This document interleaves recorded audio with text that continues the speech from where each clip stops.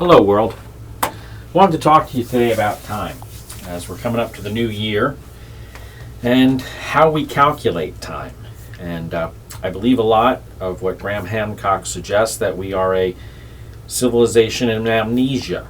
And I think Bren Myers has really documented how things that don't fit the taught history are being literally covered up.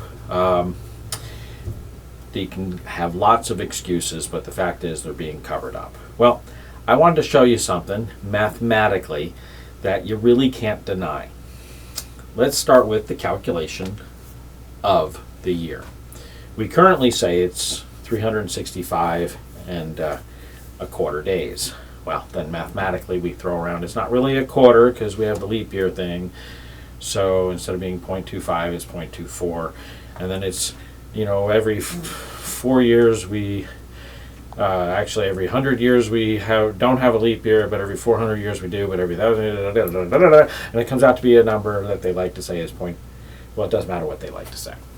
Because I think it's not calculated in the same way that I believe the Bible and other religions, other than the Roman Catholics, who honestly I feel wanted to calculate it in progression of the sun, and progression of the sun returns to where the sun was in their calculation of the quote previous year, as opposed to the progression of the fixed stars that are within our world.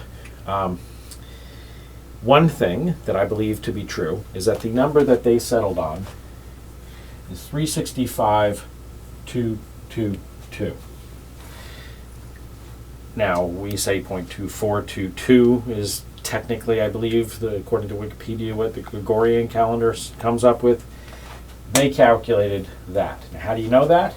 Because if you multiply that by 360 degrees, you come up with a number. Go ahead, whip out your calculator, you come up with that number. Now, that number may not look very familiar, but take that number and divide it by 5280. And that number that you'll come up with is 24901 and a half to the penny. So what is that number? That number is a measurement that we use here in the States every day. That number has not been ever, to my knowledge, admitted to how that number, how that length was calculated. Right there is how it's calculated. Now, hidden within that number, or that bigger number, doesn't matter, either of them, is a large prime number. There's a couple of 2s, a couple of 3s, 5 and 11, 13, and a 1277. Okay, I think there are like 4 of these, 2 of those, 1 of those, 1 of those, 1 of those. Anyway, you can break it out into its primes. Then look at the number 5280 and break that into its primes. There's the largest prime number in there, and it's in the 11. There's a 5 and a 2.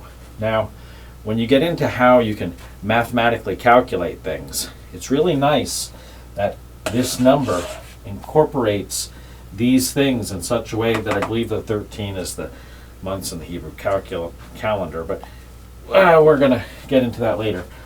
But why that prime number is important? Well, that's where I'm going to kick you to the Antikythera device, or the Antitheka mechanism, or however you want to pronounce it. You pay attention to that. Pay attention to the guy who actually sits there and builds one, and how when he recreates it, what he does, and all the numbers in there, and you will note that all of the, quote, wandering stars, which includes the moon, they all have a set rotation in relation to the fixed stars that are all prime numbers. Why is that important?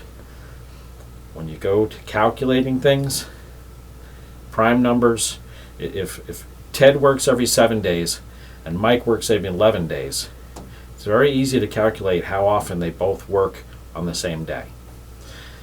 If one works every 2 days and one works every 4 days, those falls so often. It's easier if certain things are certain places on prime numbers. We can get into that in other things. Happy holidays. I hope now you know where we got the foot from.